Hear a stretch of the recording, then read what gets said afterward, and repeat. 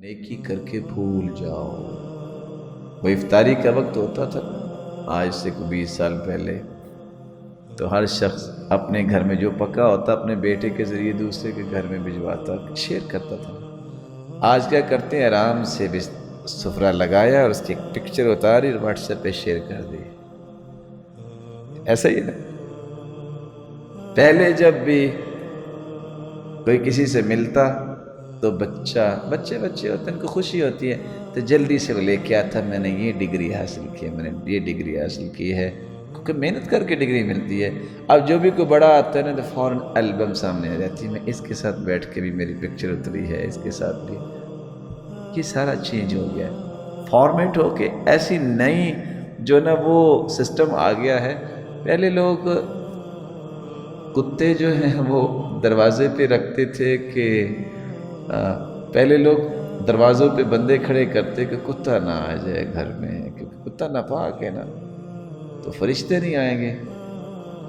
اور اب کیا کرتے ہیں، کتا دروازے پہ رہتے کو بندہ نہ اندر آ جائے۔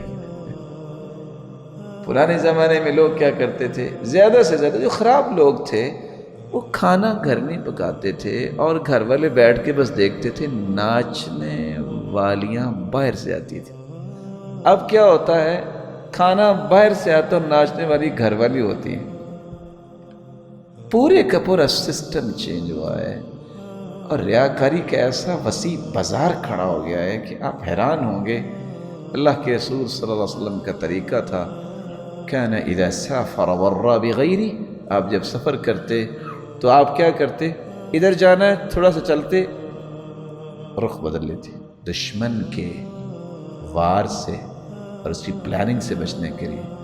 ہم ہر تیسرے منٹ فیس بک پہ پکچر آ رہی ہے، اس وقت میں یہاں ہوں، اس وقت میں یہاں ہوں، اور بعض جو ہیں کرم اللہ وجوہکم، اللہ آپ کی حفاظت فرمائے، اس وقت میں وضو کر رہا ہوں اور ساتھ نیچے لکھا ہوتا ہے بس میں ابھی ہی واش روم سے نکلا ہوں۔ اب یہ بھی کوئی معلومات ہے دینے کی؟ اتنا حریص انسان ہو گیا ہے، اللہ تعالیٰ ایسے حرص سے بچائے۔ صحابہ کرام، تابعین، تبع الاتباع شہرت کو مصیبت سمجھتے تھے۔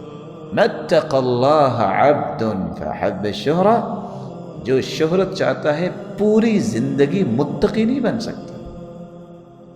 ما صدق عبد قط فحب الشہرہ، شہرت کا حریص پوری زندگی صداقت نہیں لے سکتا، یہ ضرور جھوٹ بولے گا،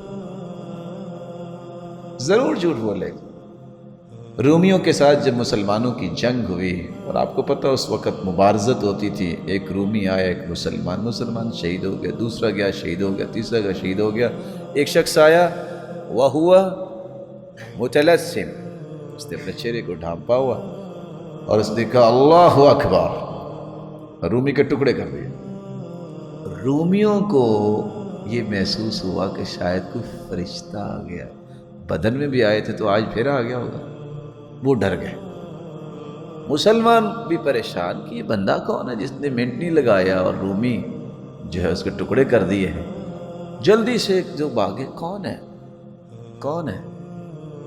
ان میں سے ایک عمر بھی تھا، کہتے اوہ عبداللہ بن مبارک۔